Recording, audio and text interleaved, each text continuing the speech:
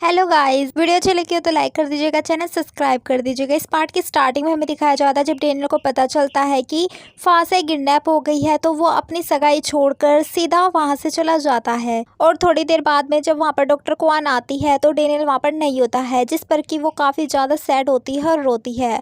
लेकिन उसे इन सब बातों से ज़्यादा तो उससे बेइज्जती महसूस हो रही होती है। उसे लग रहा था कि डेनियल उसे अभी आ जाएगा, इसलिए वो उसका नाम लेते हुए बाहर की तरफ दौड़ने लग जाती है कि डेनियल रुक जाएगा। लेकिन डॉक्टर क्वान के फादर उसे वहां पर संभाल लेते हैं। टैन कोंग वहीं पर आ जाता है जहां पर चैन मिन होता है और उसी टाइम पर वहां पर डेनियल भी आ जाता है और चैन बियाओ भी। अब यहाँ पर फाइट होने लग जाती है। अंदर तो चैन मिन टैंग क्वांग से लड़ रहा होता है और बाहर डेनियल और चैन बियाओ और बाकी सब लोगों के बीच में फाइट हो रही होती है। यहाँ पर ये किसी न किसी तरह फासे को बचा लेते हैं और फासे रोते हुए चैन मिन के गले लगकर रोने लग जाती है और बोलती है कि ये सब मेरा कसूर, आज मेरी वजह से तुम्हारी जान खतरे में पड़ी और तुम्हारी जान भी जा सकती थी। लेकिन ये सब बातें सुनकर चैन मिन बोलता है कि तुम खुद को कसूरवार मत मानो, तुम्हारा कोई भी कसूर नहीं है। दूसरी तरफ इन्हें पता चलता है कि टैन क्वांग चैन मिन के भाई को कहीं पर लेकर चला गया है। दरअसल वो होस्टेज बनाकर इन सबको धमकी देना चाहता था और चैन मिन को अपने भाई की काफ़ी ज़्यादा फिक्र लग रही थी कि कहीं वो उसके भाई को नुकसान ना पहुंचा दे। लेकिन डेनियल बोलता है कि मैं तुम्हारे भाई को सही सलामत लेकर आऊँगा, तुम बस फिक्र मत करो।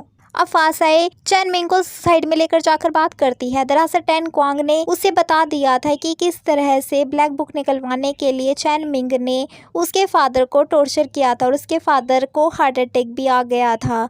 चैन मिंग काफ़ी ज़्यादा सैड होता है और एम्बेरस भी होता है और फासे बोलती है देख लेना, यही तुम्हारा रिवेंज एक दिन काफ़ी ज़्यादा लोगों को मुसीबत में डाल देगा। दूसरी तरफ फासे के पेरेंट्स अपनी बेटी को सही सलामत पाकर काफ़ी ज़्यादा खुश होते हैं और बोलते हैं कि अब हम ये शहर छोड़कर यहाँ से कहीं दूर चले जाएंगे। लेकिन डेनियल बोलता है कि मैं अभी तो आपकी सिक्योरिटी का इंतज़ाम कर दूंगा और सब कुछ ठीक होने के बाद आपकी मर्ज़ी है, मैं आपकी लाइफ से काफ़ी दूर चला जाऊंगा। अब डेनियल यहाँ पर डॉक्टर क्वान के पास आता है।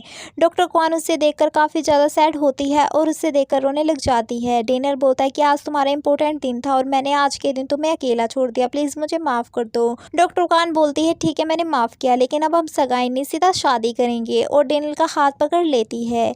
लेकिन डेनियल उसका हाथ छुड़ा देता है और बोलता है कि अगर मैंने तुमसे शादी की तो मैं सारी ज़िंदगी तुम्हें इसी तरह हर्ट करता रहूँगा और ये मैं बिल्कुल भी नहीं चाहता हूँ। और ये बोलकर वहाँ से चला जाता है, जिस पर कि डॉक्टर कांग काफ़ी ज़्यादा रोने लग जाते हैं। उसके फादर उसे आकर संभालते हैं। यहाँ पे दोबारा से दिखाया जाता है कि जो ऑफिस में दो कोलीग की टीम होती है वो दोनों आपस में लड़ने लग जाती है। लेकिन इस बार तो बॉस ने सख्त कहा था कि अगर तुम में से कोई भी लड़ाई करेगा तो उसे नौकरी से फायर कर दिया जाएगा।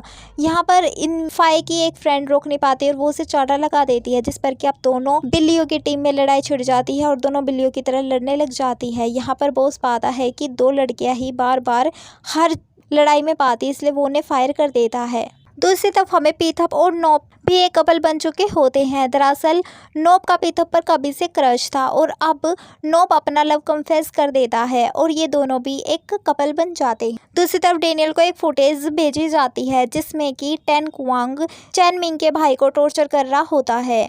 लेकिन यहाँ पर डेनियल, जो कि टैन क्वांग का राइट हैंड था, उसके हर छोटे मोटे काम में हाथ बटाया करता था, उसे अपने साइड ले लेता है। और जब वो चैन मिंग के भाई से मिलने के लिए जाता है तो वो डेनियल के साथ हो गया होता है, इसलिए वो उसके भाई को उठा लेता है और वहाँ से जाने लग जाता है। लेकिन टैन क्वांग काफ़ी ज़्यादा तेज होता है और वो उन्हें रोककर वहाँ पर फायरिंग स्टार्ट कर देता है, जिसमें कि उस टैन क्वांग के राइट हैंड की मौत हो जाती है। लेकिन उसी टाइम पर वहाँ पर चैन बिया आ जाता है और इन दोनों पार्टी की काफ़ी अच्छी खासी फाइट होती है।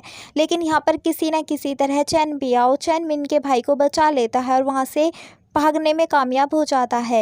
चैन बियाओ और आजो दोनों मिलकर ऐसा प्लान बनाते हैं कि फासाए और डेनियल दोनों आमने सामने आ जाए। अब फासाए डेनियल को देखकर अपना मुंह छुपा लेती है, जो कि काफ़ी क्यूट होता है और वो काफ़ी क्यूट लग रही होती है। इसके बाद वो बहाना बनाती कि मैं तो चेक कर रही थी कि कहीं केक लीक तो नहीं है।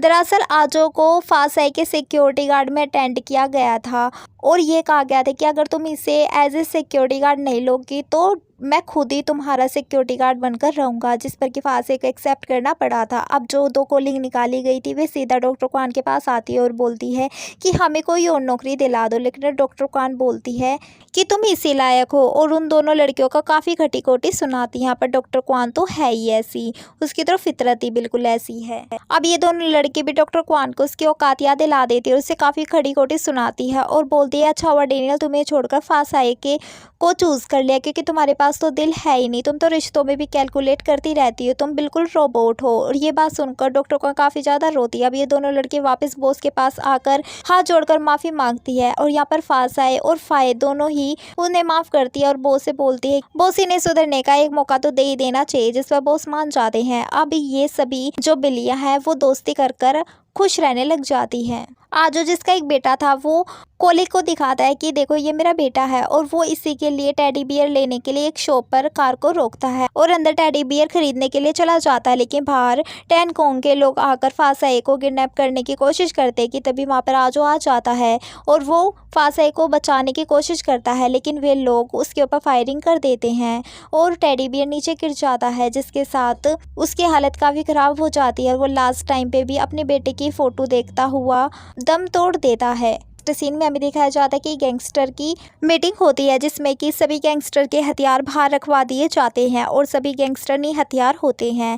लेकिन तभी वहाँ पर क्वांग आ जाता है और टैन क्वांग सबके ऊपर आकर फायरिंग स्टार्ट कर देता है, जिसमें कि डेनियल के फादर को भी गोली लग जाती है और अंदर काफ़ी ज़्यादा फाइटिंग स्टार्ट हो जाती है, क्योंकि सब बिना हथियारों के होते हैं और टैन क्वांग ही सबको बेरहमी से मार रहा होता है। और तभी टैन क्वांग चिन ब्याओ को मारने वाला होता है कि वहाँ पर चैन मिन भी आ जाता है और यहाँ पर काफ़ी बारिश हो रही होती है। डेनियल अपने फादर को हॉस्पिटल लेके जाने के लिए कार में बिठा देता है और जब इसके फादर रास्ते में होता है तो उसे याद आ रहा होता है कि रिश्ते कितने ज़्यादा इम्पोर्टेंट है। उसे अपने वाइफ डेनियल और फांसाई के प्रति जो भावना थी वो बिल्कुल ही बदल गई होती है और उसे अब अहमियत का पता चल रहा होता है। यहाँ पर बारिश स्टार्ट हो जाती है और सबकी दोनों टीमों की काफ़ी अच्छी खासी सी फाइट हो रही होती है। चैनमिन बोलता है कि मैंने हमेशा से तुम्हें अपनी फैमिली समझा था, लेकिन तुम तो आस्तीन के सांप निकले, और उसे ये कहकर मारने लग जाता है। तभी वहाँ पर डेनियल भी आ जाता है और डेनियल पूछता है कि फांसाई कहाँ है। उन्हें ये लग रहा था कि फांसाई यहीं आसपास किसी गाड़ी में होगी, इसलिए डेनियल गाड़ी की तलाशी लेने के लिए जाता है, लेकिन वो काफ़ी गुंडों से फाइट करता हुआ फांसाई तक पहुँचता है तो वो देखता है कि फांसाई के बुलेट लग चुकी होती है और उसे ब्लीडिंग हो रही होती है। दूसरी तरफ टैन क्वांग चैन मिन को अपने हाथ में हैंडकप कर कर उड़ाने की कोशिश करता है बम से, तो वहाँ पर चैन ब्याओ आ जाता है और वो चैन मिन को बचा लेता है और अकेला टैन क्वांग ही ब्लास्ट हो जाता है। दूसरी तरफ डेनियल यहाँ पर फांसाई को लेकर हॉस्पिटल आता है और डॉक्टर क्वान से रिक्वेस्ट करता है फांसाई की जान बचाने के लिए, और यहाँ तक कि डेनियल खुद भी घायल होता है, लेकिन उसे अपनी सेहत की कोई फिक्र नहीं होती है। तभी उसके पास में डॉक्टर आते हैं, लेकिन डेनियल काफ़ी ज़्यादा गुस्से में था, वो अपनी ड्रेसिंग नहीं करवाना चाहता था, लेकिन डॉक्टर आंट उसकी ड्रेसिंग करते हैं और बोलते हैं कि फांसे बहुत अनमोल चीज़ है, अगर तुम उसे संभालना चाहते हो और उसे एक अच्छी ज़िंदगी देना चाहते हो तो ही अपने करीब रखना, वरना उसे अपनी ज़िंदगी से जाने दो ताकि वो अपनी एक अच्छी ज़िंदगी बिता सके। दूसरी तरफ फांसे दिखाए जाते हैं जिसका कि ऑपरेशन चल रहा होता है, जो कि ऑपरेशन काफ़ी ज़्यादा कॉम्प्लिकेटेड होता है। बाय उसके पेरेंट्स भी काफ़ी ज़्यादा सैड हो रहे होते हैं, लेकिन डॉक्टर क्वान आकर बोलती है कि ऑपरेशन काफ़ी अच्छी तरह से सक्सेस हो गया है। यहाँ पर डेनियल उसका शुक्रिया बोलता है, लेकिन यहाँ पर डॉक्टर क्वान बोलती है कि फांसे काफ़ी अच्छी लड़की है और उसने मेरी ज़िंदगी में भी काफ़ी अच्छे सबक मुझे सिखाए हैं, तो अब मेरी उसके प्रति कोई भी बैड इंटेंशन नहीं है। और डॉक्टर क्वान डॉक्टर आंट को दोबारा एक मौका देती है अपनी लाइफ में एंटर होने का एज ए लव पर्सन। दूसरी तरफ हमें दिखाया जाता है कि फांसाई से मिलने के लिए उसके मॉम डैड आए हुए होते हैं और वहाँ फांसाई के मॉम डैड बोलते हैं कि अब टैन क्वांग मर चुका है। ये खबर उसके मॉम डैड को पता चल जाती है कि अब तो उनकी लाइफ सुकून से कट सकती है। चैन मिन भी आ जाता है और चैन मिन बोलता है कि मैं फ्रांस जा रहा हूँ अपने भाई के इलाज के लिए, लेकिन उससे पहले मैं फांसाई का रिश्ता मांगता हूँ। ये सब बातें डेनियल बाहर से सुन रहा होता है और ये सुनकर ही वो वहाँ से वापस जाने लग जाता है, लेकिन तभी चैन मिंग उसे आवाज़ देते हुए बोलता है कि तुम अपना अधूरा काम छोड़कर कहाँ भाग रहे हो। दूसरी तरफ यहाँ पर फांसाई को होश आ जाता है और होश में आते के साथ वो पहले डेनियल का पूछती है कि डेनियल ठीक तो है ना, जिस पे सभी बोलते हैं कि हाँ वो बिल्कुल ठीक है। लेकिन यहाँ पर ये भी पता चलता है कि जब से उसे एडमिट करवाया गया है उस जब से ही डेनियल यहाँ पर नजर नहीं आया है।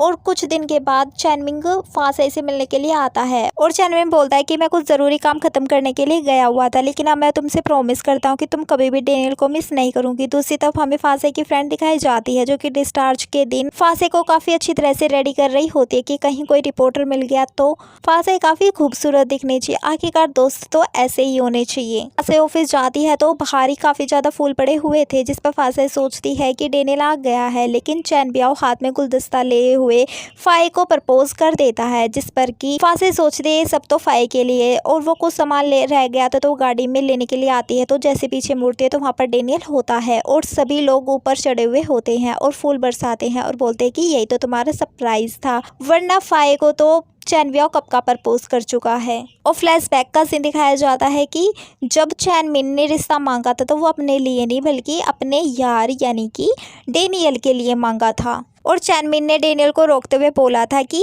फासे का दिल तुम्हारे लिए धड़कता है और तुम कितना ही मेरी तरफ उसे पुश करो लेकिन फिर भी वो तुम्हारी ही रहेगी। फासे बोलता है कि मैंने गैंगस्टर लाइफ छोड़कर एक आम जिंदगी गुजारने का फैसला किया है, क्या तुम मेरा साथ दोगी। जिस पर फासे बोलती कि मैं अपने मॉम डैड से पूछकर तुम्हें बताऊंगी, जिस पर कि उसके मॉम डैड भी ऊपर ही आए हुए होते और बोलते हैं कि अभी हाँ कर दो तुरंत। और फिर फाशा इस शादी के लिए हाँ बोल देती है। अब हमें कुछ दिनों के बाद का सीन दिखाया जाता है जहाँ पर डेनियल और फासे एज ए मैरिड कपल हो गए होते हैं, जो कि दोनों साथ में काफ़ी ज़्यादा खुश हो रहे होते हैं और अपने बच्चे की और अपनी फैमिली प्लानिंग करने में लगे हुए होते हैं। और यहाँ पर डेनियल फासे का काफ़ी अच्छी तरह से ध्यान रख रहा होता है। दूसरी तरफ हमें चैन भी दिखाया जाता है जो कि एयरपोर्ट पर होता है। यहाँ पर इसको भी एक लड़की पसंद आ जाती है, जिसके लिए इसके दिल में कुछ जगह बननी स्टार्ट हो जाती है, यानी कि इसे भी इसकी लाइफ मिल चुकी होती है। और इसी हैप्पी एंडिंग के साथ हमारे इस ड्रामा की एंडिंग होती है। अगर वीडियो अच्छी लगी हो तो लाइक कर दीजिएगा, चैनल को सब्सक्राइब कर दीजिए, बेल आइकन प्रेस कर दीजिएगा ताकि आपको हमारी हर वीडियो का नोटिफिकेशन सबसे पहले मिल सके। Thank you for watching and bye bye.